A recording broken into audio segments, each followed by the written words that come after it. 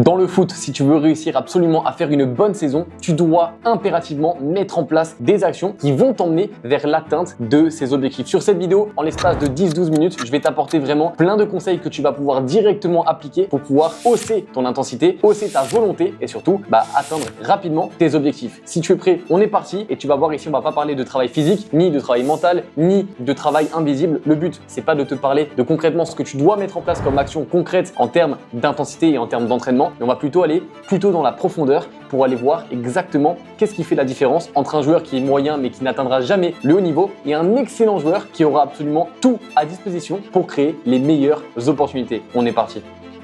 Premier point, est-ce que tu fais attention à ton entourage? Si tu me regardes, peut-être que tu as entre 9 ans et 18 ans. Donc, tu vois, à 18 ans, tu n'as pas la même vie qu'un garçon de 11-12 ans, mais tous les fondamentaux que je vais te donner ici vont vraiment t'aider. Le but, c'est de comprendre vraiment qui t'entoure. Quels sont tes meilleurs amis? Quelles sont tes sources de motivation? Quelles sont tes sources d'information? Ça, c'est très important. Je sais qu'on te l'a déjà dit, ne quitte pas la vidéo, je vais aller vraiment en profondeur, 100% orienté dans le foot. Tu as forcément un meilleur ami, une meilleure amie. Pose-toi la question, ok, quand toi, en fait, tu veux vraiment atteindre des objectifs, tu lui as certainement dit qu'un jour tu voulais devenir professionnel. Ça se trouve, ton ami joue même au football lui aussi. Peut-être que vous n'êtes pas alignés sur la même volonté. Peut-être que lui joue par plaisir quand toi tu joues vraiment par volonté d'aller chercher quelque chose de grand dans le football. La vraie question à te poser, c'est quand toi tu veux faire les concessions. Typiquement, non, moi je veux manger bien, moi je veux dormir tôt, moi je veux ci, moi je veux ça. Est-ce que cet ami est plutôt du genre à te suivre et donc à te dire ok, tu fais bien, c'est bien, t'avances, tu fais les bons objectifs et simplement à te motiver et à te réassurer sur le fait que oui, tu fais des bonnes choses, ou est-ce qu'il est plutôt du genre à t'orienter vers les mauvaises choses en te disant allez c'est bon tu peux couper, allez tu peux manger ça, mais non allez viens on sort etc.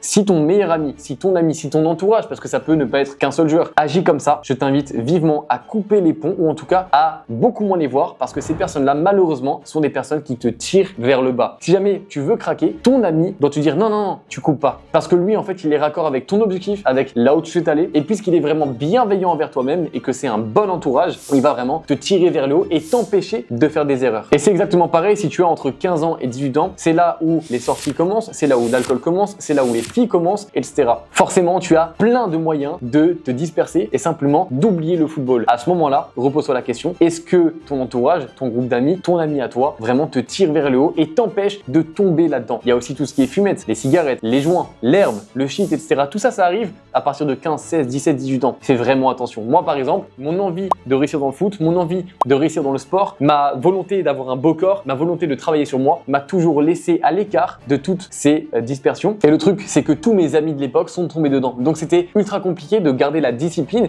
mais en même temps, tu vois, quand tu as une vraie volonté, quelque chose qui t'anime, comme la volonté de réussir dans le football, et ça on le voit tout le temps avec les joueurs de l'académie, parce que eux aussi sont confrontés à ces choix du quotidien à faire. Est-ce que je sors, est-ce que je fume, est-ce que je bois, etc. Et évidemment, là le foot va vraiment t'aider, mais surtout, tu dois être aidé par ton entourage. La famille, c'est la première des choses, mais en général, la famille, elle est bienveillante, et surtout les parents, ils vont pas te tirer là-dedans, mais par contre, les amis, c'est ceux qui sont sur la première ligne pour t'emmener sur les plus bas ou les plus hauts. Alors choisis bien ton entourage et si aujourd'hui tu as un groupe d'amis justement qui te tire un peu vers le bas et une discussion formelle avec eux, dis-leur voilà les gars, aujourd'hui moi j'en suis là, je veux atteindre ça, je ne peux pas si vous me tirez vers le bas et donc sois clair vis-à-vis d'eux, soit tu les perds et dans ce cas-là c'était pas des vrais amis, soit ils en prennent conscience et dans ce cas-là ils se mettent à changer leur comportement, à changer leur vision vis-à-vis de toi et là tu peux rester avec eux parce qu'ils auront compris et ils arrêteront de te tirer vers en bas. Le deuxième gros point c'est d'avoir ton plan de carrière. Aujourd'hui tu te dis peut-être ouais un jour moi je veux signer pro. Ça veut dire quoi pro? Pro c'est National 1, c'est Ligue 2, c'est Ligue 1, c'est Champions League, c'est Coupe du Monde, c'est Équipe de France. C'est quoi pro? Il faut que tu définisses ta vision parce que si tu dis que tu es pro, c'est comme si tu dis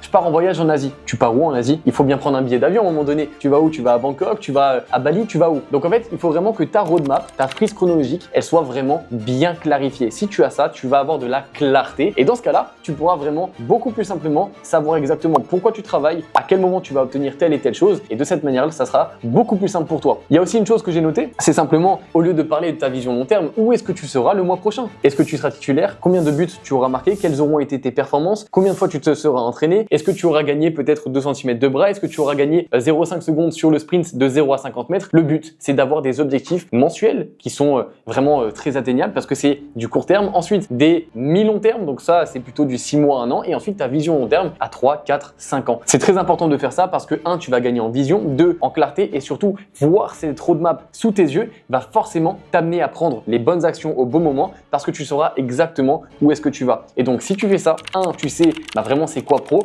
2, quelle est la mission vraiment qui t'anime? Définis ça. Définis aussi ce que veut dire le fait d'être professionnel pour toi. Et ensuite, définis cette roadmap à court terme, typiquement un mois, à moyen terme, 6 mois, 1 an, et à long terme, 3, 4, 5 ans. Et de cette manière-là, tu sauras exactement et de manière claire pourquoi tu te lèves chaque matin et là, tu y gagneras. Parler des objectifs m'emmène forcément à te parler des préparations de match. Aujourd'hui, pour réussir ta saison, il faut que tu réussisses tes matchs. Et ça, c'est une évidence. Mais comment on réussit ces matchs? Eh bien, un match, ça se prépare déjà, évidemment, depuis le lundi, parce que tu dois mettre en place des entraînements qui sont construits pour te faire arriver en match à 100%. Et attention, on doit vraiment le faire avec conscience. Chaque préparation de match, chaque semaine est différente d'un joueur à l'autre, parce que simplement le corps humain n'est pas le même chez tout le monde. Et donc là, c'est très important de comprendre comment toi tu fonctionnes. Et ça, évidemment, il faut le faire avec des experts. C'est ce qu'on fait au sein de la Coach Vianney Academy. Mais il faut simplement comprendre vraiment ta manière de fonctionner et s'adapter à elle. C'est pas ton corps qui doit s'adapter à un schéma qui est donné, c'est le schéma qui doit s'adapter à ton corps. Et ça, c'est très important. Deuxièmement, comment on prépare les matchs? Ça passe par la nutrition la veille de match, ça passe par la fixation d'objectifs le matin du match. Et là, en fait, il y a une manière de le faire. C'est simple. Tu as 3 objectifs individuels à avoir et 2 pour le collectif. Typiquement, l'individuel, ça peut être OK, je veux gagner au minimum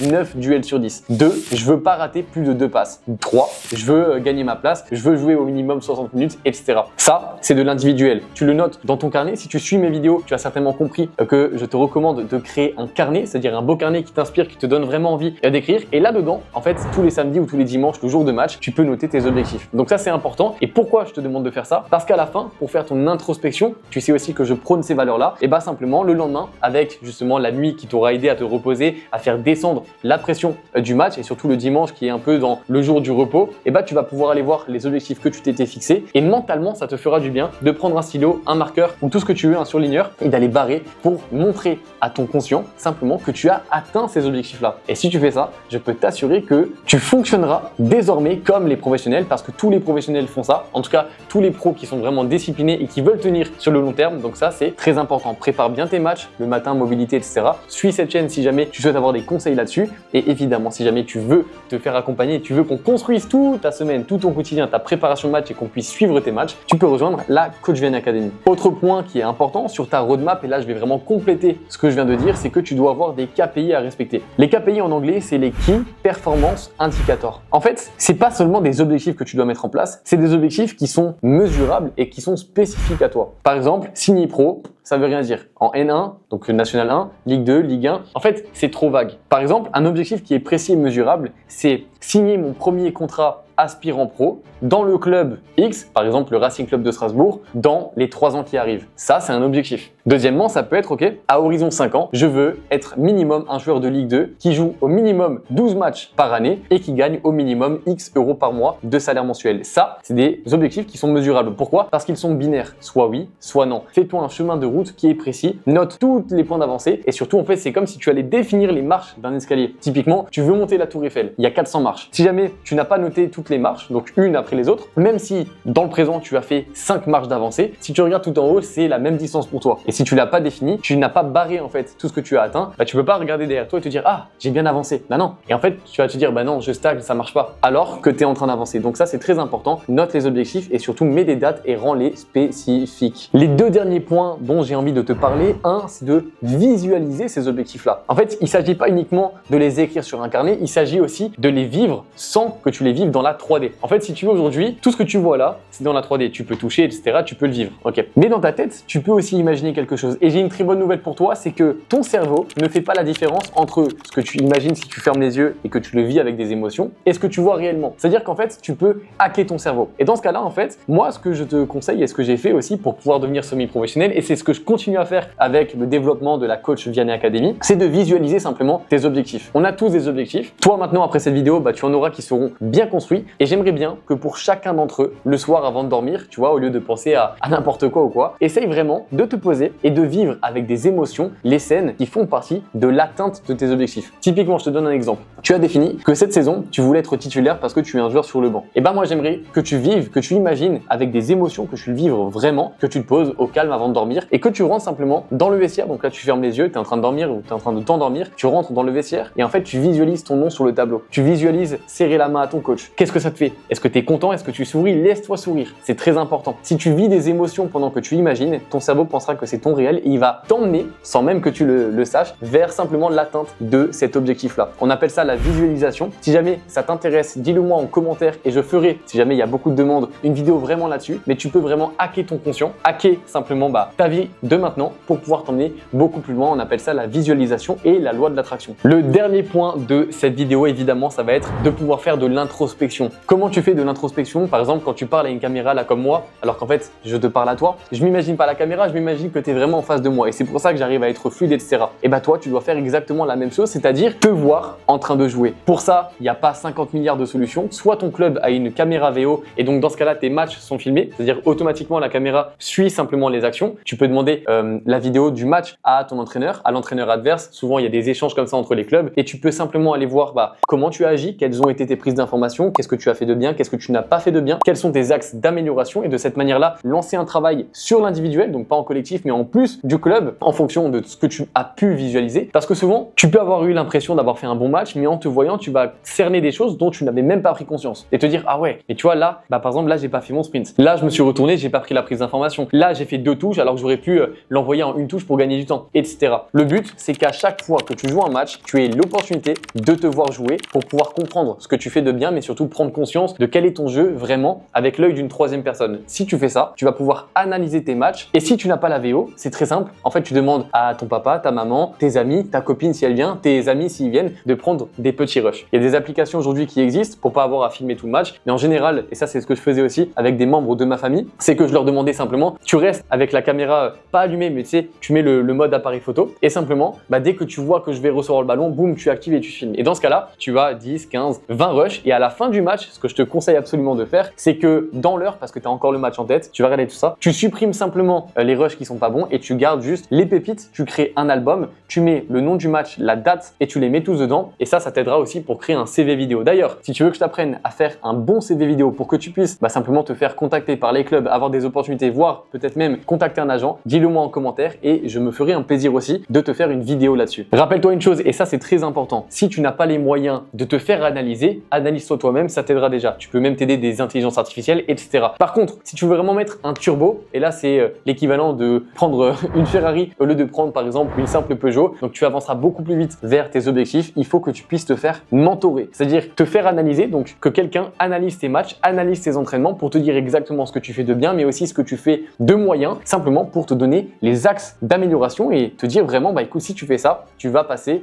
à l'étape supérieure. Et si tu veux vraiment avoir ça, il faut que ce soit quelqu'un qui t'inspire dans le foot. Ne demande pas à ton coach s'il n'a jamais été pro. Ne demande pas à tes parents s'ils n'ont pas de connaissances poussées dans la tactique. Ce que tu dois faire ici, c'est t'entourer de quelqu'un qui est vraiment là de manière bienveillante pour toi et qui a déjà atteint ce que toi, tu rêves d'atteindre. Et donc ça, c'est possible via notamment les mentors, typiquement un professionnel ou quoi. Et si jamais tu n'en as pas à disposition, ce qui est normal, 99% des joueurs ne connaissent pas des professionnels, tu peux rejoindre des solutions comme la nôtre par exemple, la Coach Vianney Academy. Aujourd'hui, il y a évidemment moi qui ai joué dans les niveaux semi-professionnels. Il y a aussi mes coachs, par exemple Corentin Munch qui a été en National 1, qui a été joueur aussi en Ligue 2 entre le FC Nantes et le Racing Club de Strasbourg. Et aujourd'hui, on vous propose des analyses poussées de vos matchs ou de vos entraînements et on vous donne chaque semaine, plusieurs fois par semaine, de manière individuelle, c'est-à-dire que tu nous envoies tes vidéos, on les analyse, on te donne exactement tes axes d'amélioration et de cette manière-là, de semaine en semaine, tu progresses. Ça, c'est possible aujourd'hui dans la CVA, la Coach Vianney Academy. Alors si tu veux nous rejoindre et si tes parents sont dans la bonne énergie, te proposent un bon environnement et surtout sont prêts